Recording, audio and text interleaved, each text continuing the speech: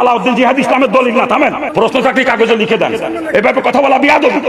প্রশ্ন থাকলে কাগজে লিখে দেন, জবাব পাবেন। কোন কিতাবের দলিল দিয়েছে? এই কিতাবের নাম কান? সেই কিতাবের নাম কান? কোন কিতাবের দলিল দিয়েছে নাম কান? হ্যাঁ, নিয়ে আসেন। নড়াইলের একজন নৌ মুসলিম বক্তা আছে, তিনি হিন্দু ছিলেন, পরে মুসলমান হয়েছে। তিনি একবার এক মুন্সিগঞ্জের এক মাহফিলে গজারিয়াতে বড় গলায় বলতেছে, এই 40 জিয়াফত করা যাবে না, এটা মারেফুল কোরআনে লেখা আছে, এটা হারাম। 40 জিয়াফতের খাওয়ান খাওয়া হারাম। মারেফুল কোরআনের 35 নম্বর না 30 নম্বর পৃষ্ঠার কথা বলতেছে। একজন মেম্বার সাহেব ছিলেন ওই এলাকার, উনি বললেন যে আলাউদ্দিন জিহাদি সাহেবের বক্তব্য শুনছি, এটা হারাম না, এটা জায়েজ আছে। তখন উনি বলতেছে, হ্যাঁ, আলাউদ্দিন জিহাদিকে আমার কাছে নিয়ে আসো। আমার কাছে নিয়ে আসতো। মেম্বার সাহেব বলে, ঠিক আছে, আমি ওনাকে আনবো, আপনি আসবেন নি? পরে গলার আওয়াজটা ঠান্ডা নরম হয়েছে। কনা, ঠিক আছে, ওনাকে আনেন, আমি ওনার সাথে কথা বলবো। আমার একটা ইয়ে হইলো, নর্মাল হইলো। তো মেম্বার সাহেব পরে আমার দাওয়াত দিয়ে নিছে গজারিয়াতে। আমি গেছি, ওই ঢাকা থেকে চট্টগ্রাম যাওয়ার পথে এই জায়গাটা পড়ে, সামান্য একটু ভিতরে, মেইন রোড থেকে সামান্য একটু ভিতরে, মেঘনা সেতু পার হইয়া সামনে গিয়ে একটু বাম দিকে জায়গাটা। আমার ওই একই মাঠে, যেই মাঠে বুমবাস্টিং গলা দিয়ে বলে গেছে 40 জিয়াফত হারাম, ঠিক একই মাঠে আমাকে দাওয়াত দিয়ে নিছে। আমি গেছি, আমি তার এত কাহিনী জানেন, আমার বলে না এগার থেকে। আমি যাওয়ার পরে বলতেছে, এই ঘটনা আপনার এই কারণে আনছে।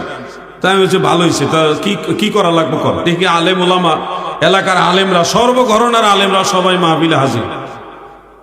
গোল টুপি, সুক্কা টুপি, তেরা টুপি, নৌকা টুপি, সব টুপি ওখানে হাজির। আমি যখন সেখানে স্টেজে উঠলাম, তখন স্বাভাবিক শুধু 40 জিয়াফত কিভাবে জায়েজ, এটা কোত্থেকে আসলো, কিসের কারণে আমরা এটা করি, দলিলগুলি তুলে ধরলাম। একটা বা দুইটা দলিল আপনাদের তুলে ধরি, তারপরে বুঝতে পারবেন।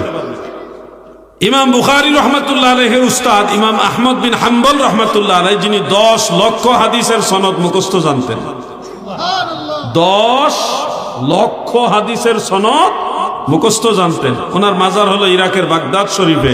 আমি ওনার মাজার জিয়ারত করে আসছি। তিনি তার কিতাবুজ জুহুদের মধ্যে হাদিস বর্ণনা করেছেন, যা হাফেজ জালালউদ্দিন সুয়ুতি রহমাতুল্লাহ আলাইহির আল হাবিলিল ফাতাওয়ার মধ্যে উল্লেখ করেছেন। ইমাম আবু নুআইম ইসফাহানি রহমাতুল্লাহ আলাইহির লেখা আরেকটা কিতাব আছে, এটার নাম হিলিয়াতুল আউলিয়া। 1100 বছরের আগের কিতাব। এটা কয়শো বছর? 1100 বছরের আগের কিতাব। সেই কিতাবের মধ্যে হাদিসটা উল্লেখ, হাদিসের সনদের মান সহিহ। আমি সহিহ বলিনি, ইমাম সুয়ুতি বলেছে সহিহ। যিনি নাকেদ পর্যায়ের মুহাদ্দিস এবং হাফেজুল হাদিস, তিনি হাদিসটাকে সহিহ বলেছেন। হাদিসের মূল মতনটা হলো এইভাবে, ইন্নাল মাউতা ইফতানুনা ফি কুবুরিহিম সাবআ ফাকানু ইস্তাহিব্বুনা আন ইউতআমা আনহুম তিলকাল আইয়াম। মানুষ যখন মারা যায় গো, মানুষ যখন মারা যায় কবরের মধ্যে, প্রথম 7 দিন খুব বেশি ফিতনায় থাকে। প্রথম 7 দিন কবরের মধ্যে খুব কষ্টের মধ্যে থাকে, আযাবে থাকে।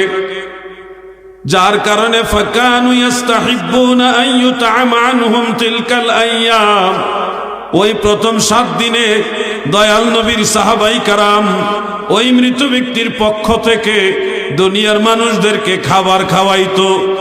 আইয়ুতআমা আনহুম তিলকাল আইয়াম, এই 7 দিনই সাহাবারা মানুষদেরকে খাবার খাওয়াইতেন। এই হাদিস থেকে প্রমাণ হয়ে যায়, মানুষ মারা গেলে মৃত ব্যক্তির কবরে আত্মার শান্তির জন্য দুনিয়ার মানুষদেরকে খাবার খাওয়ানো বিদআত নয় গো, এটা ইবাদত, সুন্নতে সাহাবা। একে একে অনেকগুলো দলিল। মুন্সিগঞ্জের গজারিয়ার সেই মাহফিল আমি বলেছিলাম, বলার পর স্টেজে অনেক আলেম ওলামা ছিল, সব আলেমরা টাস্কি খেয়ে শুনছে। আর শুনবে না কেন? কিতাবুজ জুহুদ, এটা 1200 বছরের আগের কিতাব।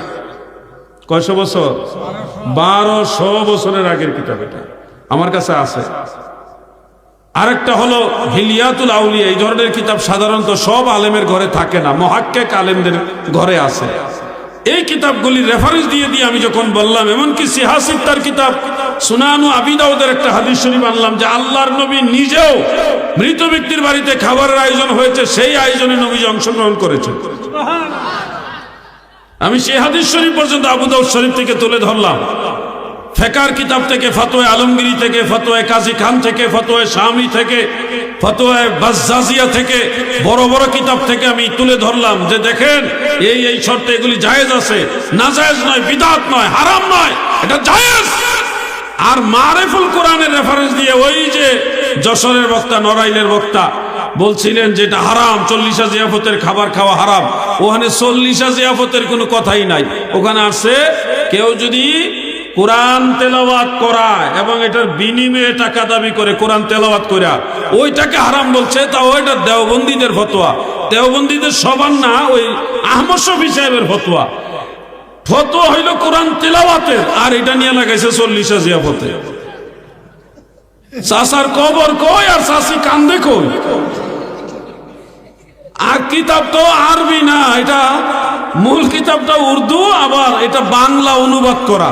বেচারা বাংলা বই থেকে দলিল দিতে গিয়ে এই অবস্থা, আরবি কিতাব থেকে দলিল দিতে গেলে জানে আবার নৌ মুসলিম থেকে হিন্দু হয়ে যাওয়া লাগে, আল্লাহ জানে। এত দলিল বুঝে না। আল্লাহ এই ধরনের ফিতনা থেকে আমাদের হেফাজত করে, বলে না আমিন।